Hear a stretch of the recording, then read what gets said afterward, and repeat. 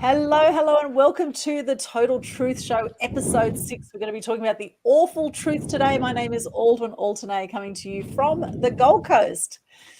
And my name is Ken. Awful truth today. My name is Aldwyn Altuney. Oh, hold on. Yeah, we do. We got feedback. My bad. Okay. Okay, so my name is Ken Kleinberg, and I am actually coming to you all the way 17 hours back. And I'm coming to you through San Diego, California in the United States. Fantastic. And we have a very special guest with us all the way from Melbourne, which is actually an hour forward from the Gold Coast now that we've got daylight savings time. An hour forward, we have Dr. Alfred Zerfas with us today, Zerfas, and he is a former medical doctor based in Melbourne, and he has worked in emergencies, public health, epidemiology. I'm a epidemiologist. Epidemiology, national surveys, nutrition, and teaching. He's worked for over 40 years in low-income countries, Africa, Asia, the Middle East, based in Nigeria, India, UCLA, Washington, D.C. for NGOs, governments, and UNICEF. So NGOs, of course, non-government organisations. Returned to Melbourne, Australia in 2006. He filmed a documentary shorts under his YouTube channel, and he started Sing with Fred to help elders sing or hum songs of gratitude to their family and loved ones as well. And with the Sing with Fred work that he does, the whole idea is to link with your memory and help prevent dementia. That's what Sing with Fred does. And Fred is actually 86 years of age, and 62 years he's worked as a GP and in the public health sector as well. Welcome, Fred. Thank you. Thank you. Great to have you with us. Can I sing a song about myself? Yeah, sing a song if you'd like to. Why not? Let's start off with a song. Whenever I feel afraid, I hold my head erect and whistle a happy tune, and no one will suspect I'm afraid. I love it. That's great. Thank you, Fred. And we have Chris with us all the way from Belgium. Hello, Chris. Good to see you there. Hello from Belgium. And welcome for those who've joined us. Let us know where you have joined us from. Now, Fred, you have a wealth of experience, 86 years on the planet, and you don't look a day over 66. You're looking amazing for your age. So what are some of the secrets to your long, happy life? No secret. I was a heavy smoker, actually, for a long time. So I didn't think I'd go past 30, but I continued. I think it's to have a passion. And the passion involves connecting with other people or things or issues, and having a driving force within you, and getting to know yourself a little bit, which I took a long time to do that. It wasn't until 80 I realized it was okay to be different. And I always had mentors when I was working, key people that I looked up to, the heads of what they were doing. And so, being associated, I've been called their guru, some people. And the guy who was head of nutrition in UNICEF I worked with for some years, he called me his right hemisphere. So I think attachment to other people, and it's been shown actually in a recent study that contact with others, positive and beneficial contact with others, help prolong your life. I can definitely attest to that for sure. I can agree with that. We as human beings, we were meant to have personal interaction and contact with each other. As a matter of fact, it's interesting to see some of the studies that came out after summer of 2020, I'm just going to call it after the scamdemic hit. It's interesting to see some of the studies that came out on how damaging the isolation was to children, to adults. And, you've got studies out there that show how alcohol consumption went through the roof, a whole bunch of different things. Drug use went through the roof, depression, people committing suicide, and all of that because they did not have that hand-to-hand body connection. Even just going up and hugging a friend of yours, not being able to do that has some very serious psychological effects. Yeah, I think if you can touch people online, that would help a lot. That's true. And not touch them for a few $1,000 either. Yes. But you're perfectly right. And if you have generalized anxiety, that can be used for various things. And the two main prescription drugs, at least in the US, are for anxiety and depression by far. And unfortunately, the symptoms are being treated, not the cause. Correct. Yes, so true, so true. We've got Evelyn with us. Hello, Evelyn. She said she wants to know more about you, Ken. So maybe a little bit of background on you, and I can give a little bit of background on me too. If for those who haven't joined us before, Ken and I are the hosts of this show. And the first 2 episodes we shared quite a bit about our story. But maybe in a quick nutshell for those who don't know a bit about us, Ken, would you like to go first? Just a bit of your background. So just a little bit of a nutshell, and I'm not going to take too long here because this is not my spotlight. This is Fred's spotlight, and so I want to make sure he gets all the time that we've allotted for this. So just letting you guys know that. But just a bit of a nutshell. If I can do this in like 2 minutes. So basically, who I am is, let's go with what I do. So about 12 years ago, I ended up at the heaviest weight of my life. I'm a little short guy, 5 foot, weighing in at 188.5 pounds. And a lot of things were happening. I was just getting winded at tasks. I just felt miserable. I could bend down and tie my shoes because of my belly was just that big. And, things were just getting not fun. And I basically reached the point where I said enough is enough. And so I started on a journey, but that journey, I wanted to basically lose the weight, but I wanted to do it my way.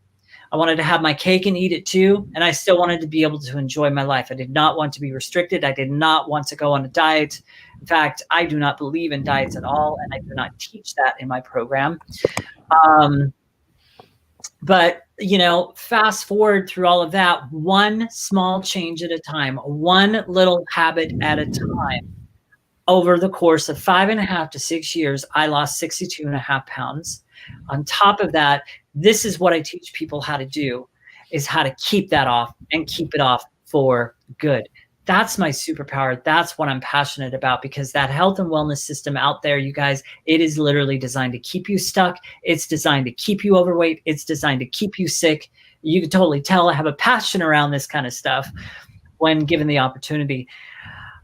So based on my own experience and my own journey of not only losing the weight, but keeping it off, that's what I teach people how to do. And again, if you're coming in late and you didn't get my my introduction, I am here in Southern California from San Diego. So I'm going to turn it over to you, Aldwyn. Thank you, Ken. And yes, just briefly, I've worked in the media over 30 years as a photojournalist, worked in TV, radio, and print.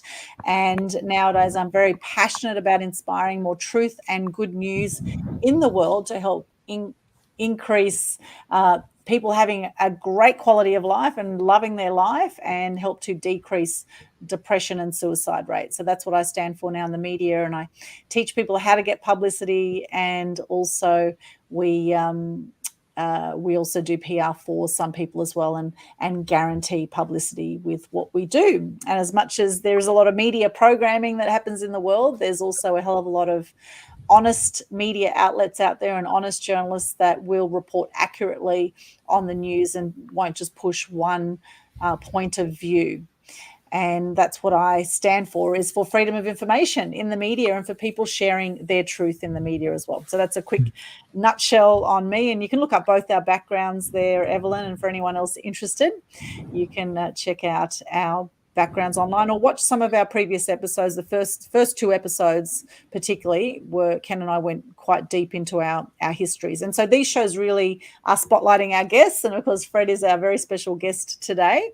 And it's so great to have Fred with us. And Evelyn saying thank you. Thank you for that, Evelyn. Appreciate the contribution there. And if you have any questions as we go along, please do pop them in. We'll be looking at the comments and we'll get back to those as well by the end of the show.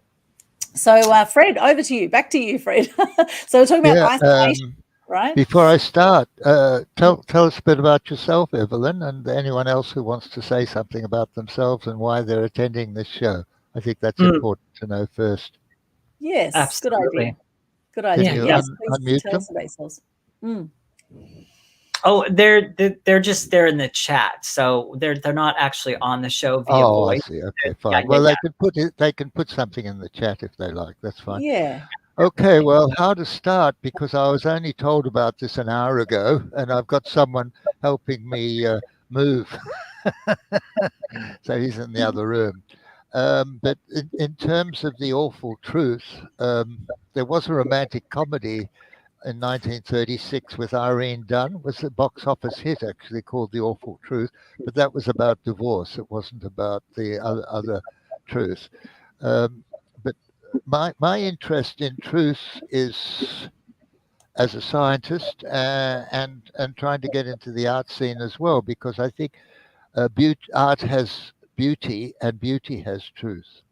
And music can have that sort of truth and beauty and touch people. And I think the emotional part of truth is very important. It's how you feel about things, how you deal with things, your behavior, as you said, Ken, amazing. You better give me a few tips because I need to lose a bit of weight. So I think we have to look at the total picture and not one part of truth. And I think the first part is to examine ourselves and find out if we are truthful to ourselves. And if we know what our real core values are, what are our real core values and what's important to us. And we can Google core values or we can ask other people and so forth. So I think that level of awareness is very important because if you take the truth as being manipulated to populations, as I'm a epidemiologist, I deal with populations. I'm too scared to deal with individual people, so I deal with populations. You can make a few mistakes with populations, if you like. But my point is that if you look at your own truth and you ask ourselves, because most of the medications these days, at least in the West, are for anxiety and depression. And with that loneliness and all the other stuff that goes with it. And that treats symptoms, not the cause. And if you look at the cause, a lot of people who are anxious and depressed blame other people because they don't want to internalize that because it causes them too much distress. And who do they blame? They blame their closest people, unfortunately, because they know they can get angry at their loved ones and their loved ones can't respond because of that. So they express their anger at others and they express their anger at issues. And that anger at issues tends to get them into the extremes, the far right and even the far left. And the visualization of the world changes because the world becomes the root cause of their problems. And they demonstrate that anger through all sorts of different things, like terrorism, like the killing that you see, all those types of things is really the demonstration of that. And unfortunately, it's the young people who are doing a lot of this because they're the most affected by unemployment. And they're really having problems. I hope you don't mind me saying that, but they have problems maturing. Even older people have problems maturing.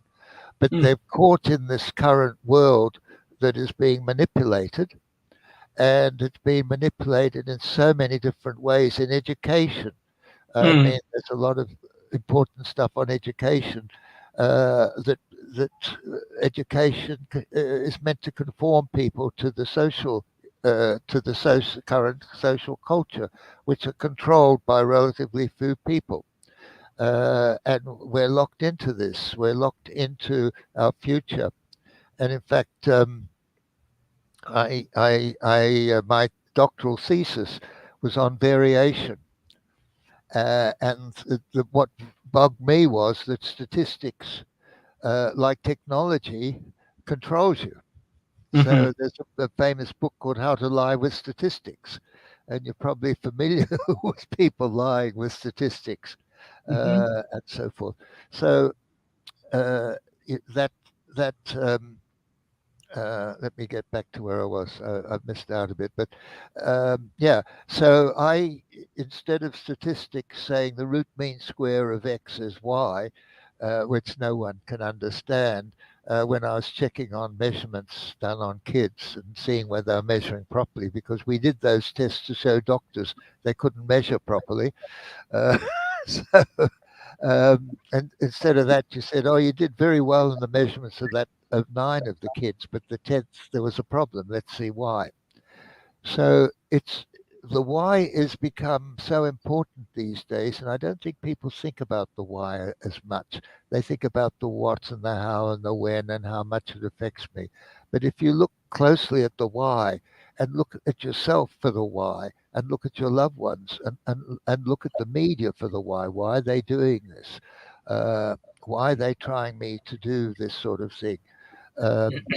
And finding more about yourself and your loved ones, and being able to contact your loved ones and showing gratitude to them.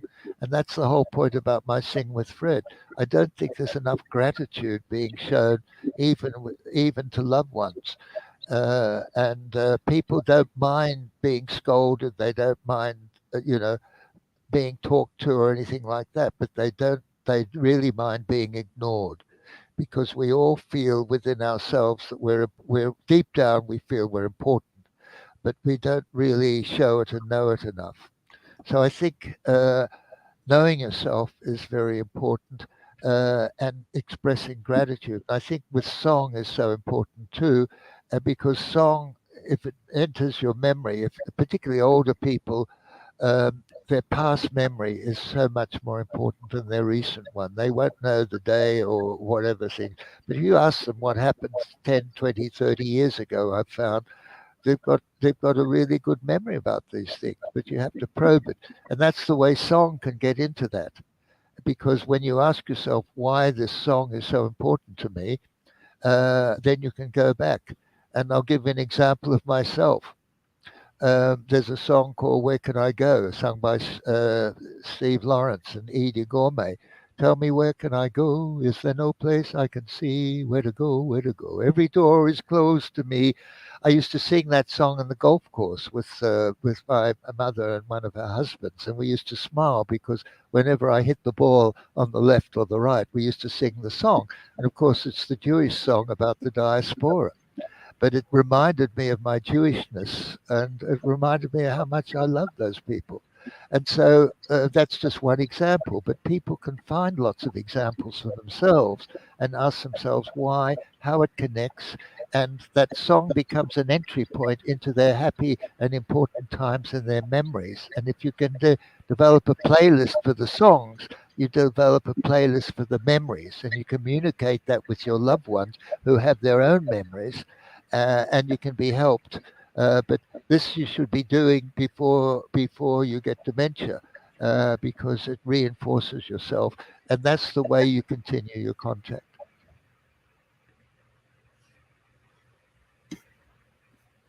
Yeah, and dementia's a really it's a really growing thing, isn't it? Like my mum's starting to get dementia now. She's in her late 70s, and I'm hearing people younger and younger starting to get dementia as well. Fred, what are some of the biggest contributing factors, do you think, to dementia? Do you think they say there's no cure of dementia, but what are some of the biggest things that lead to, and what are some things people can do if they do have dementia to help turn that around? Well, first of all, I'm not a mental health expert. I'm a more regular doctor, but I don't think there's a clear cause of dementia. it's a chronic thing. It happens over time, and it relates to the psyche as well, and it's very much related to the build-up of anxiety over time, and probably some toxins as well. But I think it's a cultural problem, and I don't think it can be solved by health people. It has to be solved socially, the way the aged are looked at. So it's really, I would prefer to put it more in cultural and social terms than health, although the health outcome is so important. About a third of people, aged people in Australia, have some form of dementia. It's just very high. That's 270,000 people. So it's a huge drain on society as well. And a lot more should be done. And I'm pushing for prevention as well as therapy, because I think prevention is so important. I've heard that keeping active mentally and getting creative and things like that can really help. And of course, singing, dancing, etc. And I think in general with depression, people who have depression, if you get creative, if you cook, if you do artwork, things like that can be really great. And finding things, you're perfectly right. Yeah, finding things that you enjoy. There's not enough art in health. There's not enough art. And singing is a form of art, basically. And as a form of art, it's a recognition of truth and beauty. And that's what singing can do to you. And humans, apart from a few animals, are the only creatures that respond to song. But of course, we don't know the music of lots of animals yet, so they have their own music as well. Well, that's true. It's to do with energy and vibration. That's true. And what you're saying is perfectly right. And it's not just a health problem. It's a social and cultural problem as well. And we are actually 99.9% energy frequency vibration, according to Dr.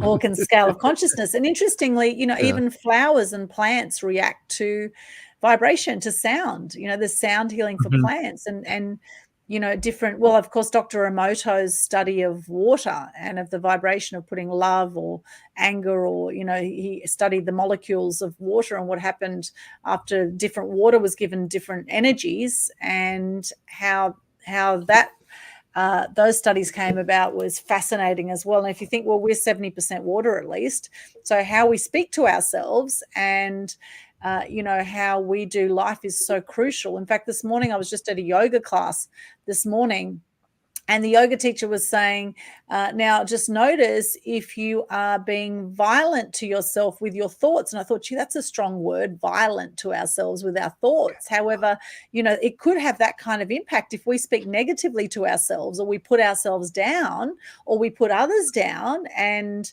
they take that on board. And I always say hurt people, right? But actually being conscious to how we talk to ourselves and how we talk to others, and actually being kind and gentle with ourselves, I think is really important as well to improve the quality of life.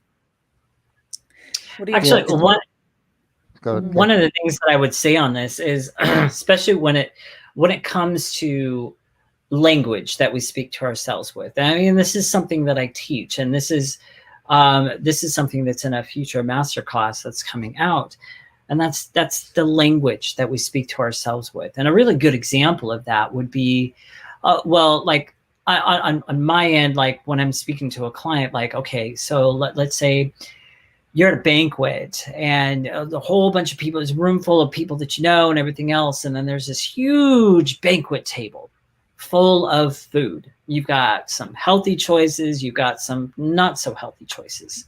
Well, as you're standing there at that table with the plate in your hand, what is the conversation that is going on in the back of your mind? And most of the time, this happens subconsciously, and we don't even know it's happening unless we start training ourselves to become more aware of that particular conversation. But typically, the subconscious conversation that's going on is, oh, I really can't have that. I definitely can't have that. I really, really can't have that. It's this language of I can't.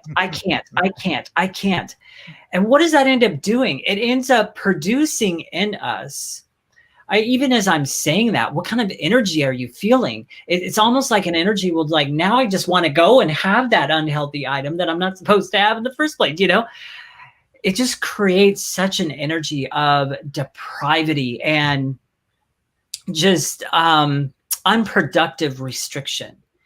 And rather, I teach people, look, all you need to do is tweak that just a little bit. And you need to tweak it and just go. And so instead of saying, I can't, it's more,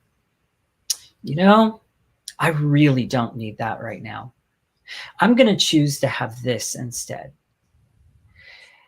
Now, if you were paying attention, you felt the immediate energy shift. Now you are in control. Now you are in the driver's seat. And you have control. You've recognized you have a choice and you have control. You didn't necessarily say that you can't have that item. You just said, not now. I choose not to do so. Exactly. And that's where a great amount of power comes from, is in choosing. No, you're perfectly right. And that's the whole point of coaching. Believing in your own inner strength and using it, and being in control of the situation. I think you're perfectly. In fact, Ken, tell us how you lost so much weight. What were the main factors? Well, to be honest with you, so I shared with you earlier, Fred, and thank you for highlighting this. So at the very beginning of my journey, when I decided that, it's time, and I said, enough is enough. I decided that I, wanted to embark on that journey, but I did not want to go on a diet. I did not want to be crazy restricted. I basically wanted to do it my way, have it my way, and do it my way, and have my cake and eat it too. And that's exactly what I did. Now, interesting enough, that journey took me 6 years, 5.5 to 6 years, roughly. Why? Because I did it one small change at a time, one step at a time, one habit at a time. And I made those sustainable, that's key, changes in my life. Lo and behold, here I am now. What also happened along the way is I gave myself the opportunity to then transform and become the person that is in that end goal. And that's what ended up happening over that course and period of time, is I changed. So not physically, yes, I dropped the weight, obviously, but I changed up here. And that is what ended up keeping me at the weight that I'm at now for over 5 years now, is because I transformed. So that's just a little bit about that. No, back to you, Fred. For that. And I want to add to that. You really responded to your inner self and got control. You became mature in the situation. And reflect how I stopped. I used to smoke up to 4 packets of cigarettes a day when I was working at night, when I had deadlines. Nice work. I know. Yes. I stopped when I was about 70 years old. And the reason I stopped, I got a bit scared. But then my friend, a doctor friend, said, look, stop for a few days and see what the effect is. Because forget about everything else. Just look at yourself and ask yourself what the effect is. Positive effect. And you know what the strongest effect was? I could walk around the golf course because I loved playing golf. And I realized that instead of struggling a hole or two and puffing away, I could start walking again. Because each of us have our own internal clock and mechanism that we respond to. But we have to listen to ourselves. And I had one of my loved ones said, I like talking to myself for 2 reasons. One is I like to talk with to intelligent people, and I like intelligent people to talk to me. So I've got into talking to myself and bringing the past into the present, not the other way around. and realizing the now is so important. So a little bit of a hint to people. I don't do it regularly, but I think it's a good idea. At the end of every day, to spend 5 minutes writing down the positive things that happened that day and plan for the next day. Just spend 5 minutes, but do it every day. And then the next day, you can, when you wake up, that's my intention for today. And get in that habit. That's Ben Harvey's Authentic Education group that I've been joining with, that we were with before. Anyway, yeah, I think that's important what you say, Ken, and I think a lot of people can follow what you've done, and I hope you can share that with a lot of people, because I think it's worthy of expressing it. Oh, thank you. You know, it's interesting that what you just said there, there's a phrase you just said there. It's the second time I've run into that today. And I find that interesting. I'm also a person that I don't believe in coincidences. So it's the second time I've heard, at the end of the day, write down just a few things that you are, or a few things that went good for you today. What were your successes in the day? What are those few things? Even if you only find one thing. And it's interesting that I was on a Zoom call with somebody earlier today that was talking about that concept. And then it's interesting you bring it up again. That's so, yeah, just interesting. You gotta accent the positive, decrease the negative. Don't be Mr. In Between. Yes, you'll just get a sore bum if you sit on the fence. That's right. Get the bum crushed. Oh, I love that. I love that too. You know, what are you grateful for at the end of the day? Even if there were challenges at the end of the day, to actually look at those challenges and actually be grateful that you've come through those challenges, right? That you can always look at everything in life can be looked at on the dark side of it or the light side of it, right? It's like the yin yang of life, and it's all about what we choose to focus on. And that's how our experience of life goes. And that's why I started the Global Good News Challenge, to help share more gratitude and good news in the world. And in fact, we've got Chris here with us from Belgium. She's got some good news to share. She says here, she's working on a show in Dutch for animals in need in Flanders in Belgium, which is wonderful, Chris. And she says here, there's so much manipulation that finding the truth is challenging. Yes, absolutely. And this is part of why we started the Total Truth Show, because it's people sharing their truth. It's not necessarily the whole truth and nothing but the truth. However, we do know that there are a hell of a lot of lies that we've been fed for a long time through media manipulation and through mass media programming. And there is so much evidence out there now that goes against so much of what we've been fed through the media around health and around all sorts of things. And so, yes, it's definitely challenging to find the whole truth and nothing but the truth. However, we share our truth from our experiences and from our knowledge, right? And you will have your version of the truth, just like each of us do. And just on that point of the animals there, Chris, well done, because it is actually, we've just come out of World Animal Week from the 4th to the 10th of October. And it was World Animal Day on the 4th of October as well. So big shout out for all the animals out there over the last week with World Animal Week. So on this point of sharing the truth and about finding the truth is challenging, would you guys like to comment on that point? What do you think about that?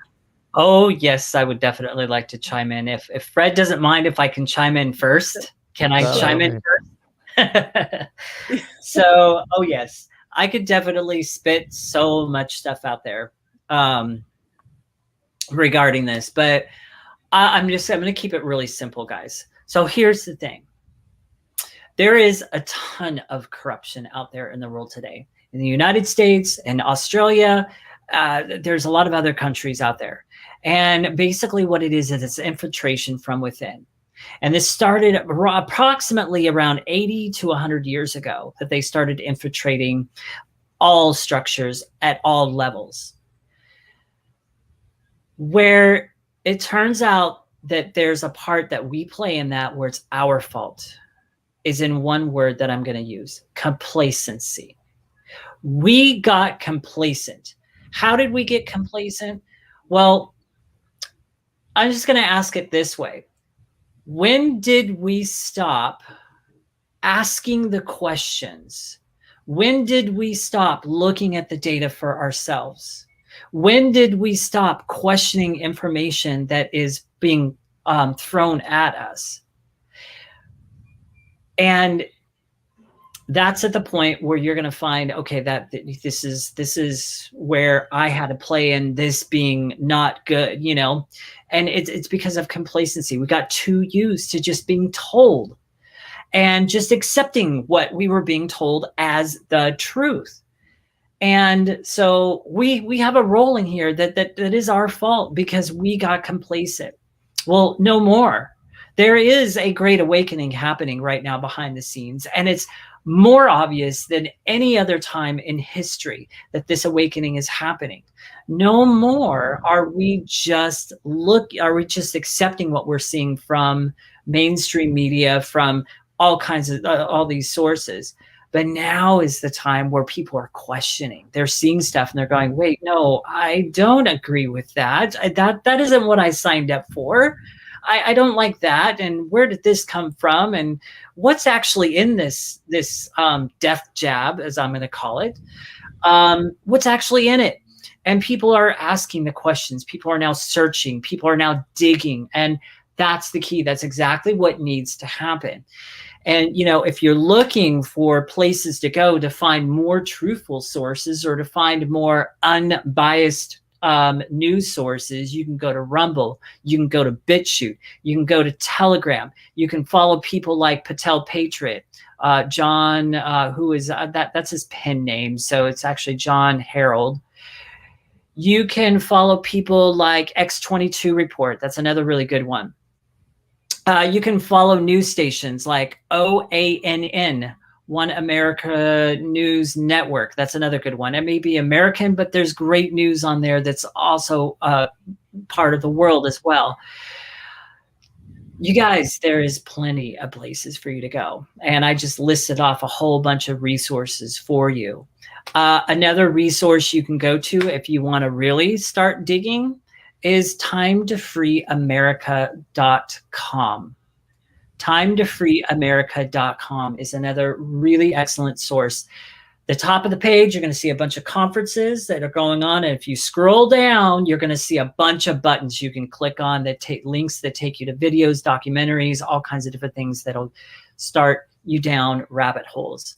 So that's what I'll give you for those of you who genuinely are having a hard time deciphering what the heck is going on here. That's it. One last one before I turn it over to Fred here, that I'll give you. Go on rumble.com, and look at the documentary called The Fall of Cabal. And it's the first 10 parts of it. So it's parts 1 through 10. That'll also get you started on what's going on. So Fred, what comments do you have about that? Well, that's a heck of a lot. I'm thinking of another source, Noah Chomsky, MIT, who his doctorate was on linguistics and the way it influences behavior. He's a key person as well.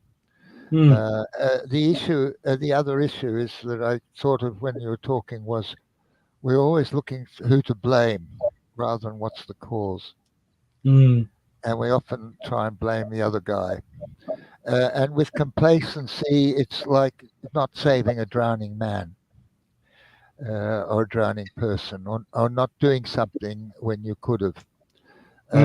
And it's still back to control, I think. And what we've got so many choices now. And you go into the supermarket, there's so many different things you can get, or when you're purchasing things and go online, it's very easy for us to be manipulated because we've got so many choices. And previously, when we had less choice, we could be less likely. So the work of manipulation, but it still goes back to control and actually knowing what's going on. I think I mentioned this before, I don't know, perception is probably more important than truth. And if people perceive things, and if they're hammered enough, and it's the whole area of advertising, Now you're getting these brief 15-second ads, but you go on TV and every 15 minutes there's some ads for 3 minutes or so forth, no matter where you go. So the question is, how do we get out of this? How do we work together and follow the lead that reestablishes the truth? And I think art has a lot to do with it, recognizing the beauty of truth and recognizing the communication of that beauty, and getting entertainers to do more in that area, and not only in the music industry, but in all forms of entertainment, and so forth. So, I think the method is there, but we're looking for leaders. You mentioned sources, but we really need leaders, both political and social and cultural leaders. And who do we have at the moment? It's difficult to find leaders these days, and that's a problem. It's difficult to find leaders. I'll further explain that or bring clarity to that. It's difficult to find leaders, influencers, even celebrities out there today that don't have a specific agenda at hand and that aren't being paid behind the scenes to put forth propaganda. Well, you're talking about people with lots of money, because they don't. I mean, we do have 5 basic leaders in the world now, yes, that have huge assets, and they're showing part of the way. But the question is, they may not be the true leaders. They may have come about having this immense power and wealth, but they're still not strong enough, even if they wanted to challenge the people who keep them going. Yep. Yes, leaders we can trust is the big thing, right? So there's all sorts of people stepping forward saying they're great leaders, but who can we trust, right? We've been lied to again and again and again. And now we're turning more to the people like the Aussie Cossack, or people like Jamie McIntyre, some other resources there. There's so many people out there that are speaking their truth. We've got Rebel News. We've got so many different media outlets now that are sharing an alternative point of view to what we're seeing in the mainstream media. And from my experience as a journalist working behind the scenes, there were times that we were told to go and get stories and angles on stories that were not there.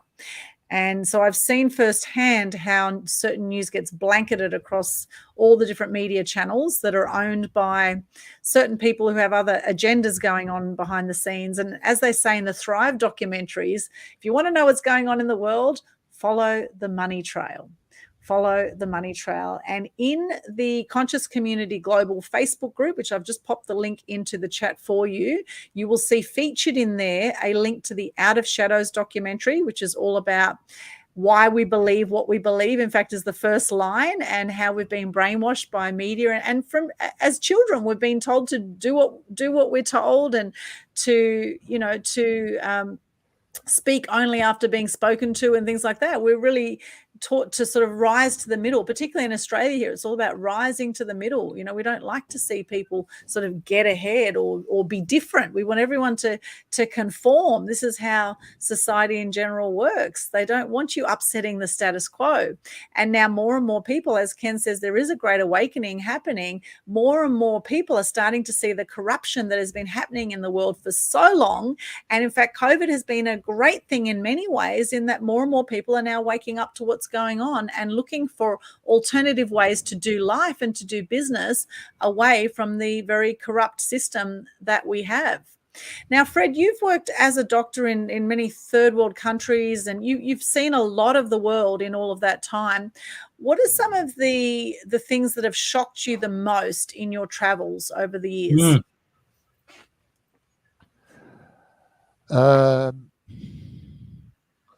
Being somewhere where you find you can't do enough. You really, it's beyond your reach.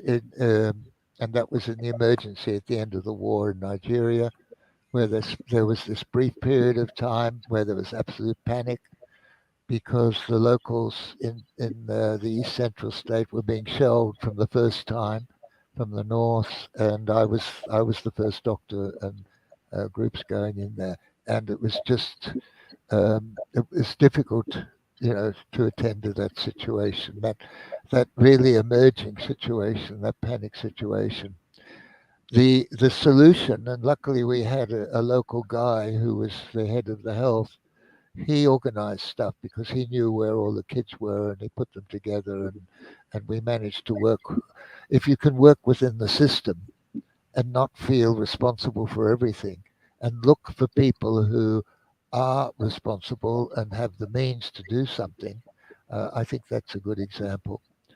But now, of course, when the other thing is, the world has problems facing more than one situation at the same time. Big problems. Take Ukraine and Africa and Syria and Yemen and Ethiopia and now Somalia. I mean, there are pockets all over the place.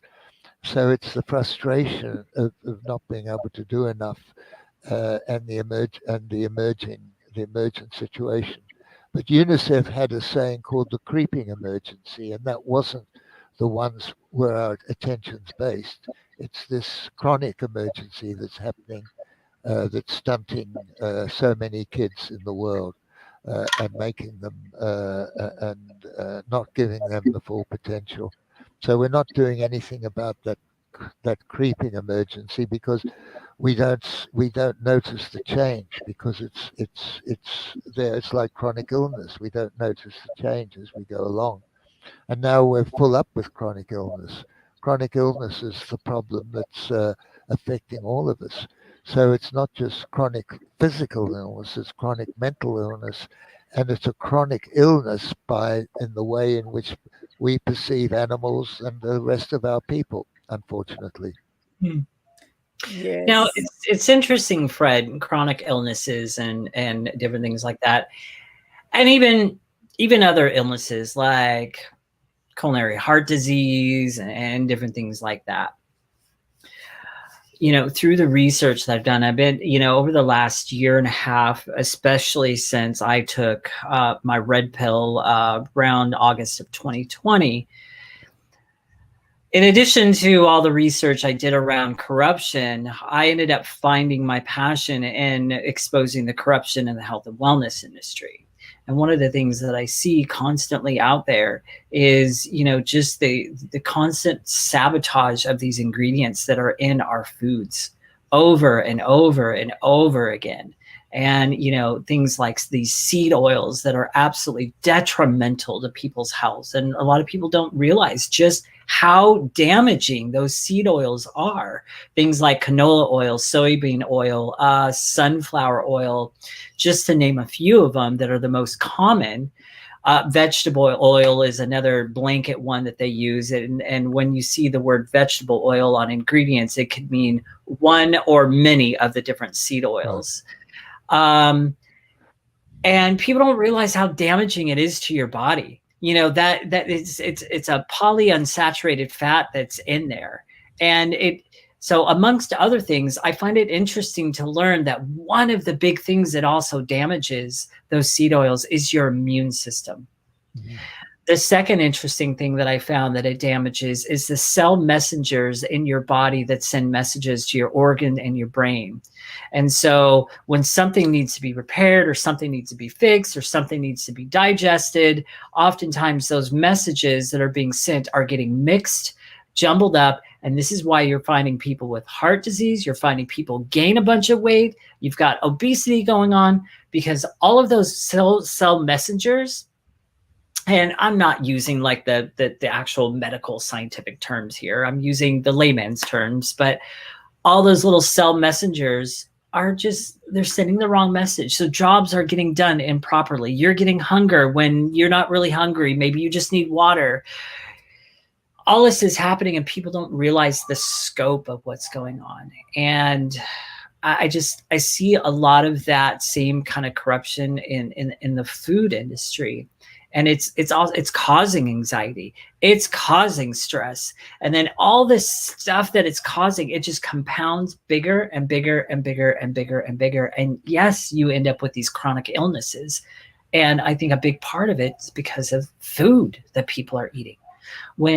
If we look at our ancient ancestors and what the kind of food that they were consuming, they were mostly, Aldwyn, I know that you're not a meat person, so forgive me as I say this, but they mostly consumed animal meats. And look at their body type. Look at how strong they were. Look at their health. Look at their weight. Look at them as a whole and their abilities. And the more and the more and the more research and the deep research that I do about this, the more I see we need to, one step at a time, slowly return back to that simplicity of eating, and that simplicity of getting those really good proteins, those really good saturated fats back into our routines. Gone are the days that we, what's the word I want to use? Gone are the days that we have scarcity around saturated fat. No more. Because that is actually something our body needs in a big way. Well, so, the whole push to carbohydrates in the 70s was done to provide cheaper food. That was the whole point of it. Yeah. Unfortunately, there wasn't that much of a scientific base. All they did was look at ecological studies and look at certain countries. So I agree with you. And the issue is the chronicity of it over time, and we're missing out. And microplastic, of course, another huge stuff that we don't know about. And if you go to the supermarket, shop on the outside of the supermarket. Don't go on the inside. Yes. That's. I did a pitch on shopping in supermarkets to Swinburne University about finding the right food. And so I think what you say is right, but that requires a huge shift. But if we look at the preventive aspect more, and if we regulate things a lot better, then the other thing is the trick in supermarkets now is you save by buying twice as much. And a third of all food is thrown away. It is just absolutely extraordinary. A third of all food is wasted. Wow. We found that out when I did a paper on dietary guidelines, and we looked at the information from different countries. And in fact, one of the dietary guidelines we suggested was to look at food waste. But that's another issue.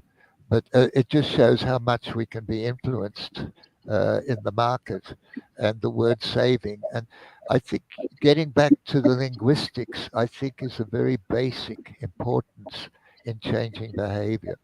And I think we've got to get back to square one with linguistics and get the nature of language changed, so that the people who use the language, who are listened to the most, they have to start changing their language. And they have to be aware of that language. I agree. You know, it's also interesting, is in the beginning of what you were saying there, you were talking about studies that they used to show the benefits, if you will, of carbohydrates and everything. Well, what's interesting about those studies, and the more I dive into this stuff, the more I see, okay, so was anything we were told in the past true? Anything? And the thing of it is even those so-called studies, and there's a guy out there that I keep running into his name as I just keep doing more research, and his name is Ansel Keys. Oh, yeah. And he's very well known nowadays in the scientist world of not giving good information, because what he was known for in the past of just cherry picking studies that supported what he wanted to put out there. and right. that supported the fact that, not fact, well, at that time, that's what he thought, that saturated fats were bad for you. So then he did these cherry-picked studies. He literally purposely left out the studies that disproved what he was trying to prove, and just totally formed this whole thing around saturated fats and all that stuff. So, it's like, I'm always careful when we talk about studies too, because a lot of the studies out there that we've learned about nutrition in the past have all been cherry picked. Now, nowadays, in the present, there are a lot of, to kind of compound this, or to further this, nowadays, there are a lot of really good studies that have come out that are well-rounded, that are, peer reviewed. They've got a good base to them. So that's to say something good that has happened. But, geez, look at what's happened to us along the way in the meantime. We were told stay away from saturated fats. We were told stay away from eggs. We were told stay away from bacon. We were told stay away from butter, Right. consume margarine instead. Good Lord, the stuff that I found out about margarine recently. We were told all this stuff. Well, we were also told in the past, limit our meat intake. And, if you look at the food pyramid too, at the very bottom of the food pyramid is where they recommend the highest amount of servings. And what is that? Carbohydrates, basically. At the top of the pyramid, it's recommended just small amounts of serving. And what is that? That's the good protein. Right. I think that needs to be turned upside down, is what I think. Well, the other thing is, anemia is probably the most common deficiency in the Western world, particularly of adult women. And red meat is very important for that, even small amounts. And we found that in a longitudinal study in Kenya, which I helped start from UCLA. That was about 30 years ago. Yeah, I agree with you. It's very difficult to unlearn something. Mm-hmm. Because you have to change the perception. It's much easier to create a new perception, and I think sometimes it's a waste of time trying to get people to unlearn something and get them to learn something new, and make it fancier and more to their liking. But that takes a while. It takes energy in the right direction. But trying to unlearn something can have the wrong effect, because it can create more publicity for that particular thing. Yeah, that's true. That's the problem. So there needs to be a proper strategy to attend to this as well. But I think linguistics is a great way to start. If you take the whole area of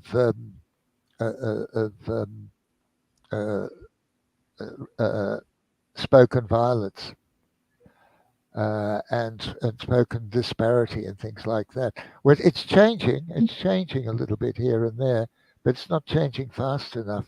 And I think we need, like climate change, we need emergencies to make things change, unfortunately. And unfortunately, urgency, when there is urgency, like COVID, you can make changes. For example, we introduced maize production in West Africa. They didn't have it beforehand because they were relying on cassava and so forth. So that made a positive change during that area. But I'm not saying that we're great doing that. I'm just saying that when you've got an emergency, people are more receptive to change. I tend to agree with that. The only thing that I lay caution and careful for with that is one of the reasons why it literally does have a yin and yang to it. So Sure. So I mean, it's just like, on one sense, yes, it can produce positive change, but on another sense, it can very easily go a different direction. And why is that? That's because people are easily psychologically manipulated when it comes to a situation that has a lot of fear and anxiety attached to it. Yeah, we're controlled by our hindbrain. Yes. Yes. Yeah. Yes, it's like 9/11 happened, and then the war on terror happened straight after, right? And what are the hidden agendas behind the war on? Tool, yeah. Yeah, what were the agendas behind the war on terror? And so when someone said to me, "Oh, you know that was an inside job, don't you?" Initially, I didn't believe it because I believed all the brainwashing in the media, but it made a lot of sense when I thought about it. I thought, well, of course it's an inside job. And when I looked at all the other evidence that wasn't in the mainstream media, it made a lot of sense when you look at what happened immediately after and how quickly change happened after that big atrocity, right? And so it can be positive or negative. The timing is important, and serendipity is important. Making the most of something happening. And I'll give you an example. It's a slightly different example, but Basil Hetzer, who used to be the Lieutenant Governor of South Australia, who's my colleague in the fight against iodine deficiency. And when he was in China, he happened to talk to one of the health heads, and he saw about the one-child policy on the desk, and he changed his approach, and he said, this is iodizing salt is going to support your one-child policy. So it's a question of linkage as well, and making the most of what people are really concerned about. It's a knowledge of people as well. The thing is, once we learn something, it is hard to unlearn that thing. You know, once you see a different point of view, it's very hard to now not question everything, really. I mean, this is what I found after I found out that 9/11 was an inside job, that I just started to think, well, what else have we been lied to about? And actually questioning everything. And some of this stuff is really hard to believe. You know, you can see why for a lot of people it's easier not to believe some of these stories and to call it conspiracy theorists, or which was a term created by the CIA, by the way, in the 1950s to knock everyone who spoke against the government. So that's an interesting thing too. And actually in Thailand, I just got back from 2 weeks in Thailand, and I was told by a friend there that he said to me, you do not speak against the government in Thailand. They will come and kill you. You'll just disappear. They will kill you and you'll disappear. So this is still happening to this day in certain parts of the world where you cannot speak against the government, right? Yeah, so, and in Thailand, of all places. In Thailand, very gracious people in Thailand. Exactly, such gracious people. Yet, don't talk against the government. No. So that's really interesting, isn't it? What goes on behind the scenes that can be hard to believe sometimes. And we talked about meat eating, and then there's others that'll say, well, some of the strongest people around and strongest animals around are vegans, like gorillas, and so there's a whole debate on the other side as well. And so it's it's really interesting, and that could be a whole episode just in itself, just on the types of foods to eat. And so do your own research with all of this. For sure. It's interesting too. Like when you start really realizing what the real truth is, and you take your red pill, a lot of people experience what is often called as cognitive dissonance. And the cognitive dissonance, basically, I remember going through that phase, and it's where I would sit back in my chair numerous of times and just put my hands over my head and go, what the hell is really going on? I don't understand anything anymore. I can't grasp onto it. And it becomes very overwhelming for a while. And some people, are able to get through that quickly. Other people are not, but it's a normal thing to sit back and go, what was my whole life alive? Like, what the hell is going on? And that will happen, as you're taking your red pill and you decide to get out of the matrix. You decide to, for those of you who don't know the reference of red pill, it's from a movie called The Matrix. So if you haven't seen that movie, it'd be a great movie for you to see an aspect of these overall arching things that we're talking about. Corruption of government and different things like that. Be a great movie. Another great movie for you to go watch is called The Truman Show. That's another really good one. But it's with Tim Carrey. Yeah, by Jim Carrey. It's overwhelming sometimes. It really is. I mean, not so much nowadays for me, but I still have those every once in a while moments where I just sit back and go, what in the world is going on? You know, because I'm just seeing so many inconsistencies now, like in the news, in a bunch of stuff. I mean, and weird stuff too. Like just to give you an example, like our current, he's not our president. I call him the resident. In office, you know, and you look at him on the TV screen, or you look at him at just some clip that you see somewhere. I really don't watch the news media that anymore at all, but I get little clips as people are sharing stuff. And I swear there's clips where one ear is lower than the other. There's clips where his nose is over here. There's clips where his eyebrow is all screwed up and different things like that. And it's, you know, even something like that has got me really like off on woohoo land going, is that really him? Or is that just a CGI image or somebody with an actual whole like mask wearing that makes it look like him? I mean, it's even things like that now. It's like I'm just starting to question so many different things because CGI has been used so much, especially even recently with us. The Ukraine war is perfect for this. They actually, to make it seem like there was an awful war going on over there, they actually pulled video footage from video games and showed it on news stations as the war in Ukraine. And they showed also old photos of wars and after wars and stuff like that from years and years ago. And who are they? The mainstream media. Mainstream, yeah. I think PBS NewsHour and Al Jazeera and other areas are a little bit more straightforward, perhaps. Yeah. But, you know, these things, as you look at these things, just like, what the hell is real anymore? You know, kind of, you have those moments where you stand back and you're just like, what is going on? Yes. But, you know, But we're impervious to what happens to populations, unfortunately. Humans can really only identify with one single other human or one village or one family or one thing. Because if you deal with a lot more, it's just beyond them.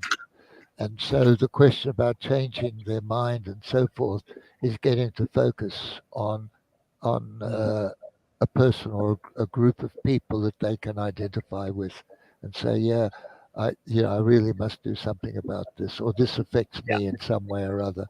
And that takes a while, and it takes a concerted effort, and it takes leaders. It really does.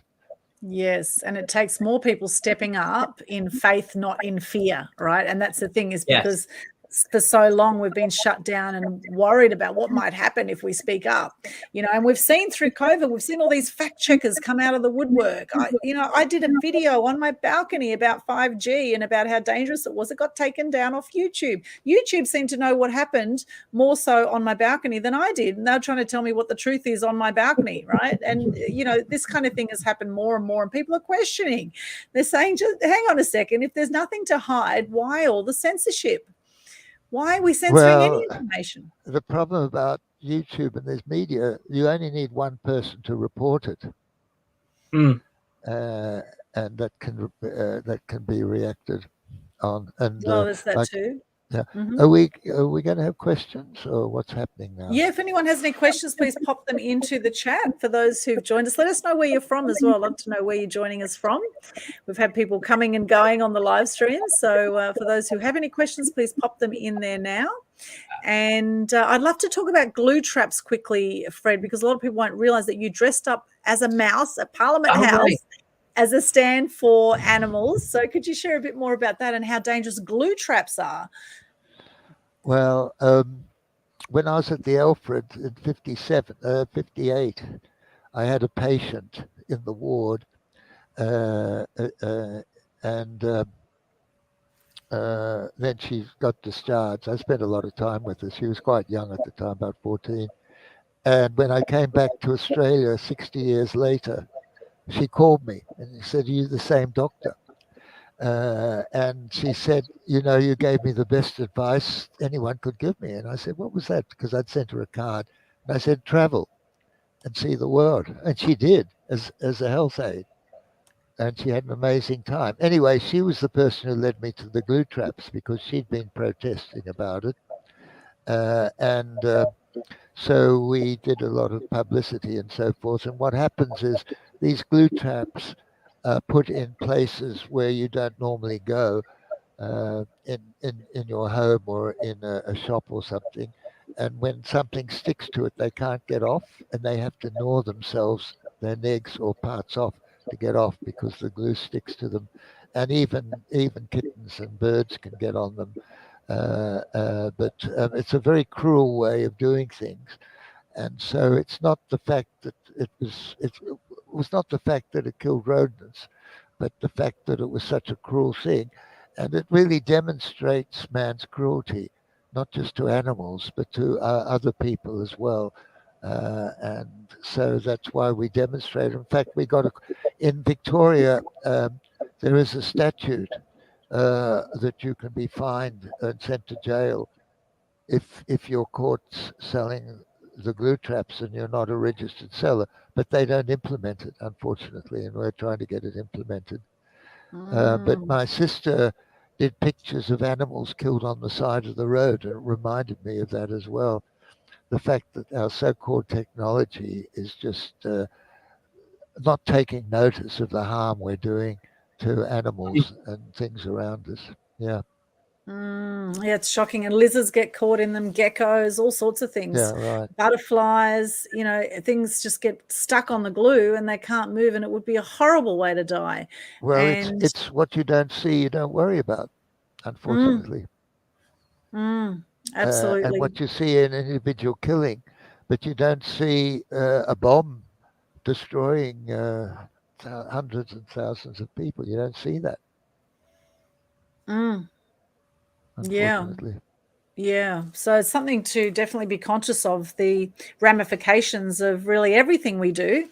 And, is it something that's going to be serving humanity or others? Chris says here from Belgium, we had cats that were on glue traps. That's Oh, right. no. Yeah.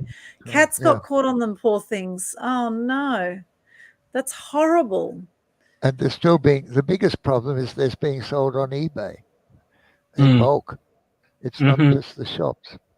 It should be illegal. That's what it should be. That's cruelty to illegal, animals. but they're not enforcing it, unfortunately. Not enforcing it. So what we're doing is raising awareness so that people think twice before buying and supporting this very cruel practice. Yeah, shocking. That's shocking. Wow. Thanks for sharing that, Chris. Oh my goodness, gosh, we've covered a lot of ground here today, Fred. Is there anything else you want to share? We haven't got any questions at this stage, but if there are any, please pop them in the comments. Well, in terms of truth, I'll just give you another example. My son is working on supporting small-scale producers in South Africa versus the big companies. And the problem is, of course, that the investment is mainly in the big companies who are cruel to animals, particularly cows and goats and pigs and chickens who are caged. And so it's partly the progress in getting a cheaper product that the population, we're willing to take shortcuts. And unfortunately, what goes in our pockets and our choices and so forth, we're being forced to accept these things, unfortunately. And so we don't worry about it too much because we're so concerned with our own, as you say, our own complacency and our own easy living and our own delights, and all the stuff that belongs to us. We're turning into be a selfish population, unfortunately. Yeah. Yes, it seems to be that way. And I think it's a lot more challenging possibly nowadays for people to survive than maybe in the old days. I don't know. I mean, what sort of changes have you seen now? It seems to be more pressure on people. Well, in my lifetime anyway, it seems like there's more and more pressure on people nowadays to get by than maybe there used to be. But I could be wrong on that. What do you think, Fred? Oh no, the rich get richer and the poor get children. In between time, in the meantime, ain't we got fun? It's growing. Disparity is growing. And the other thing is the way in which people look at information, because they look at averages. They don't look at distributions. So if they look at the average GDP of a country, take Saudi Arabia. They're sort of a very wealthy country, but when I was working there, I looked at the malnutrition rates of some of the surveys that were done, and they were pretty awful actually, because there wasn't an element of care in the kids, and they were they had problems. So that's how it is, and I think the way in which we look at the information, the way in which it prevents and so in doing things, I mean, the strongest piece of data is compound interest. And if we don't lock into something early enough, it grows. And so if we see a problem, the earliest we address the problem, even if it's a small amount, the better. If we wait too long, it's just continuing to grow. Yes, and actually that's very poignant you say that right now, because I just came back from 2 weeks in Thailand and noticed that a possum that I'd been looking after for years on my balcony, it had a little scratch near its nose a few weeks ago, and I thought, oh, it'll probably get better, it'll probably heal over, like a scab does with humans. But this actually, when I saw it just 2 days ago, that little scab had turned, now it's like it had eaten half the flesh off the face. And I found out there's actually this dermatitis that happens with possums. And if you see some red blotching on the skin anywhere of a possum, that it's important to actually get treatment, to get antibiotics and to actually treat this. Otherwise it can keep spreading and it can kill a possum. But if you treat it early enough, then you can actually help save a possum's life. So I called Wildcare yesterday. They've brought over a trap. Now the possum didn't go into the trap overnight. It's a very humane trap. It just goes in to eat food, and then the door comes down, and then we can take it to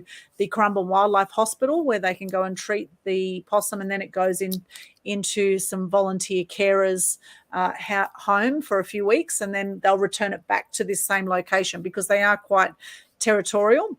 And that's the kind of thing that can happen with possums, with brush-tailed possums. So again, if you get onto things early enough, and I mean, I think to myself, well, if a few weeks ago, if I'd actually called Wildcare and said, oh, there's a little scratch on the face, is there anything to be concerned of? They could have told me, hey, it could be dermatitis. It's very common with possums, which I didn't know. And now I know. Now I'm letting other people know about it, right? So once we know, and then we can help. It can happen in humans as well due to a special type of streptococcus. Right. Interesting. But it's less common these days. Okay. Because we've got antibiotics. Yeah. Fascinating. Now, Fred, I'm curious, in your 86 years, what advice would you have for your younger self? If you look back at your life, on your whole life, what are some words of advice you'd give a younger version of you on how to best make the most of life? Turn your ideas into action. Turn your ideas into action. That's powerful. Yeah. Ooh, I think that's going to go in my little black book here. Huh? Yes. That's going to go in my little black book here. It doesn't have to be huge. A small piece of action repeated often enough, it can have an effect. In fact, we did a study on nutrition programs, and we found that certain nutrition programs, if they happen in a village or locally, they didn't actually have to expand to the district. If they're replicated in other villages, that's probably an easier way to go. Because if you expand outside the local group, it's different. So expansion of small actions so that you have multiple actions directing at different points of the target is going to have an effect. And the more people, the more multiple actions, the better, even if they're very small. In other words, if you can do something small that helps millions of people, that's a lot better than doing something big that helps maybe a few hundred. So that's the sense. And in fact, I should have done some more actions, but there it was. We're all human. We're all important. Yes, and it's perfect. The journey you've had up until now is perfect as well. And, I've heard that recently that, 1% change a day, just that one action a day leads to 365 actions at the end of the year. 1%, 1% a day is 365% at the end of the year. So just those small actions, because it's very easy, I find nowadays, to get into overwhelm. There's always a million things to do in life, right? Yeah. And I think since social media has come about the last 20 years or so, it's almost like people have such short attention spans and so much information coming to us from all sorts of different areas, and we can easily get overwhelmed, which I think is also leading to anxiety, depression, where we started this conversation today on this show.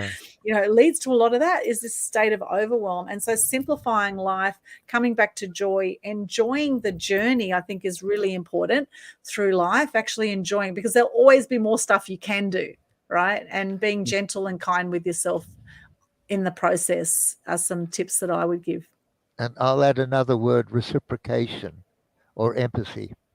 I think that's so important in communicating. Yes. And I think if we deal with that a lot more, we can put ourselves in other people's feet and minds and so forth. And the most important word is you, not I. And Yes. people want to talk a bit more about themselves, and they need to be recognized still. Yes, so true. Anything else you guys want to share? We've been going for an hour 20 already, and it's gone just like that. So we're obviously enjoying ourselves. I definitely love the, tiny steps, tiny improvements, tiny little tweaks here and there. Because, and I love it because not only is that's how I was successful with my weight loss journey and been successful with keeping it off, but that is also a passion and big philosophy of what I teach people. Because when you're on a journey of whatever it is, maybe it's getting your business off the ground, whatever that is, it's just that it's a journey, and it needs to be embraced just like a journey, the ups and the downs, especially though the downs, whether it be weight loss, whether it be in your business, whether it be in your life. You've got to embrace those down moments. You've got to embrace those times, because that is how you're going to grow. That is how you get stronger. That is how you get wiser. Now, obviously, sometimes that's easier said than done. Trials can come on you, and they can be very overwhelming very quickly. But when you become aware of the fact that you have a choice in those circumstances, you now put yourself back in the driver's seat. You're no longer a victim to those circumstances, and you can now move forward and make a choice to pivot, make a choice to look at it a different way, or whatever that looks like. But small changes, small little habits along the way make a big difference. Why? Because they are sustainable. I think a lot of people, I talk about this because this is what I do, but a lot of people in their weight loss journey, a lot of people approach it with this mindset of, oh, I'm just going to take off the weight and then I'll be done with it. It's wrong. wrong. It needs, when you approach it that way, that's what's called the fixed mindset. The fixed mindset person wants to completely sidestep the journey part and just wants to just have it done, be there, that's it. When you take on the aspect of a growth mindset, you then embrace that journey, both the ups and the downs, and especially the downs. In fact, you go into that journey expecting those downs, knowing that you're going to fall off that horse, knowing you're going to get that flat tire that's going to delay you a week or two, knowing that, but embracing that and wanting to learn through that. That's just such an important concept in so many different aspects in life, not just weight loss, but so many different aspects. Absolutely. So I love what you say about the small, just tiny things. Yes, and being patient, right? Being patient with the journey, enjoying the journey, and being patient with yourself and being kind to yourself on the journey as well. I think those are all crucial things. Well said there. There's Fred. a saying, in England, cricket is a game. In France, life is a game. So you have to have fun. No pain, no gain. And J.K. Rowland, I don't know how many publishers she went to. Just on the point of having fun. Sorry, Fred, back to what you were saying there. She went to, I don't know how many publishers who turned her books down initially. We learned from J.K. Rowland. So we learn from our failures. And that's how we grow. That's really how we grow. I think the mindset is to recognize yourself, recognize who you are, what your core values are, who your loved ones are, how you contact with the gratitude with them, how you be empathetic, and how you focus, and not be too linear, not be completely black and white, because that creates sides. So there's just a few things. And I'll just give you one other example. When I worked for agencies, even the best agencies, and I work with counterparts in the government primarily, and I asked the counterpart, look, I'm representing this agency, but what would you really want me to do? I'm really working for you, not the agency. And for that reason, I spent an extra 3 months finishing off work that the agency didn't necessarily want, but the country needed. So it's important to focus on who your client is, who your person is, who you're addressing, and for what reason. Well, Fred, you're actually a client of mine initially. This is how we met years ago in Thailand. Fred's actually joined our mass media mastery program, and we've remained great friends now over the years. That's right, yeah. And here we are still helping to spread your message, Fred, helping to get you out there. You're still looking as young as ever. Oh, amazing. Looking better now, I think, Fred, even looking younger as the years go on. And I love your lust for life. I just love what you do. And it's been such a pleasure and honor having you on our show today on such short notice. I appreciate that. And thanks for putting up with me. Oh, pleasure. We actually had Sean Clark was due to come on today, who's one of the guys behind the TPR People's Reserve, and he will be joining us for a future episode. He got tied down with work today, so he sends his apologies, and he will be back with us. So Fred jumped in at very short notice, and it's been so great having you. And I say everything's in divine order. You know, sometimes we just have to go with the flow in life, right? We just go with the flow, and I'm sure Sean will come on when he's meant to come on. He's going to be talking about the truth about money, so we will have that episode coming up for those who I'll finish with a little joke. Sure. A friend of mine is coaching divorced women, and I suggested a title for her program. What's that? Divorce Be With You. Divorce Be With You. Oh, wow. Yeah. Oh, I love it, Fred. That's just by the by. I'll end with a laugh. Fantastic. I love it. And how can people connect with you, Fred, if they want to do Sing with Fred? Are you doing anything around that at the moment? I'm not doing it full force at the moment. I'm still organizing myself. I attended the music therapist conference, and I'm trying to get a few different people. But I find joining a well-functioning social organization is better than joining a university, because I think universities, they're so keen on research and teaching and so forth. And it's better to join a business, because that's the best way to expand. So hopefully in a year's time, in 6 months' time, we'll have a big webinar with some specialties, and we'll get maybe a few thousand people attending. Who knows? We'll see what happens. Yeah. Fantastic. And you've been a performer actually at some of our previous Animal Action events that we've done as well online. That's right. Yeah. Sing with Fred episodes there. So that's been. Well, I'm part of a choir now, and we've got some new songs about Kristallnacht, the night of broken glass, the night that the Jews were attacked by Hitler, and also a new song about Australia. Actually, so we're working on some new songs as well, so it's a lot of fun. Yeah, fantastic. And I'm sending everyone in Melbourne lots of love. We feel for you with the crazy lockdowns, and what they've put you through in Melbourne has been disgraceful. The last 2 years has been the worst lockdowns anywhere in Australia, and the mental health has been massive there. And in fact, through COVID, we've had 4 times the suicide rates worldwide, and I know a lot of people have not been coping so well in Melbourne. And so I sending you lots of love, particularly for the people in Melbourne who are joining us here today. So, Fred, people can connect with you on Facebook, and are you on LinkedIn?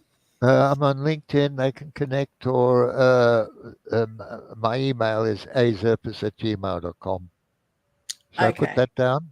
azerfas@gmail.com. Excellent. We've got Chris is saying here, thank you so much for this great and interesting show, Dr. Fred, Aldwyn and Ken. You are most welcome, Chris, all the way from Belgium. Please share the love if you've enjoyed this today. Let us know what you're grateful for today as well, and feel free to pop any links in the chat where we can support you. You can connect with me at linktree/Aldwyn, and Ken, if you could share your links as well. We've got Linktree. Yes. That's got the Total Truth Show. We're on Facebook, so please like our show. You can also download us. We're on Anchor and Spotify and all those things. So check out our previous Total Truth Show episodes. We do tend to go for about 90 minutes for these shows. They've been great chit chats we've been having about all sorts of different topics, and we love all of them. So that's that one there, Linktree/Aldwyn. Okay, so my link is coming up. So there you go, okay. Aldwyn. So in my link, so if you wanted to reach out to me, maybe to get a free assessment call, or to find out if I can actually help you in your weight loss journey, then you go to my Linktree. Right at the top of the list of my links is my calendar, and you can book an appointment right there on my calendar, right then and there. And then there's plenty of other places you can go and connect with me as well. Connect with me on Facebook, connect with me on LinkedIn, send me a private message, say, hey, I saw you on the Total Truth Show, like to schedule an appointment with you. Just reach out to me. You know, I have an offer right now. It's so you get 1 free assessment call, and then you get your next 2 calls with me after that are only $20.22 because the year is 2022. And then from there, the prices go up depending on what package you get. But it's a great opportunity to figure out if I can help you. And so I developed that package. It's called my test drive package, and it's because it's 2022. So you get a free assessment call with me, and then your next 2 calls with me for $20.22. That's each. So fantastic. There it is there. It's all there. Linktree/FatFighterKen. It's there in the comments. We've got azerfas here at gmail.com for Alfred's email address. You can contact him directly. And then all of my links here, Linktree/Aldwyn. And I also have tomorrow, I'm doing a webinar called How to Gain Over $1 Million Worth of Free Positive Publicity. And so if you'd like to come along to that, it's around this time tomorrow, 12 o'clock Queensland time or Brisbane time. Australian Eastern Standard Time will go 12 till 2 tomorrow. Free webinar. If you want to learn about getting yourself out there and speaking your truth with the world, then I can definitely help you with that. So hop along there. And Fred has just shared his LinkedIn there as well. So I've got all our links there in the chat. Let us know what you're grateful for. We're going to go over now and do a Global Good News Challenge. This is happening for October. Currently, you've got up until the end of the 12th of October to start your 10-day challenge for October. If you are sick of all the negative news out there and you want to share some more positivity and good news with the world and lift your energy and lift the energy of those around you, then you can participate in the Global Good News Challenge. And again, you will find all those links if you check out the Global Good News Challenge Facebook page. Go to the link at the top there. It'll tell you all about how to participate, absolutely free, a live video challenge sharing your name, what you do, 3 things you're grateful for, and a piece of good news. So I look forward to seeing you there at the Global Good News Challenge. And Ken, I liked your challenges. You did a great job with your Good News challenges recently, so well done. Well done. And if you want to go check those out, they're all in there as well, the Global Good News Challenge Facebook page. And Fred, you've done some before, I believe, haven't you? You've done some Good News challenges, have you, in the past? Maybe a year ago or so? Perhaps, yeah. Yeah. Fantastic. Right. Well, we'll do one shortly. Anything else anyone want to share before we wrap up this show today? Fred, do you have anything else you want to say? No, if you've got any questions, they can direct us to us if you like, yes. And I can give them some more information. Yes, pop in the comments if you do have any questions, if you're watching the replay of this. Or send them directly if you like. Yeah. Excellent. Or send them directly to any of us. You've got all our contact details. Ken, anything else you'd like to say? Nope, not at all. Fred, I just, I'm on LinkedIn here, and so I'm just sending you a quick request to link up with you. Okay. So, let's have a drink at LinkedIn. Yes. Let's link up at LinkedIn. And thank you so much for all those who've joined us. Thank you, Fred, for being our guest. Thank you to my wonderful co-host from the US of A, San Diego, Mr. Ken Kleinberg. It's been an absolute pleasure once again to be with you. Sending you lots of love. As Gandhi says, be the change you wish to see in the world. And as we say, shine bright and light up all those around you. Blessings to you. Have a beautiful day or night wherever you are in the world. We'll see you again next time here at the Total Truth Show. Thanks so much.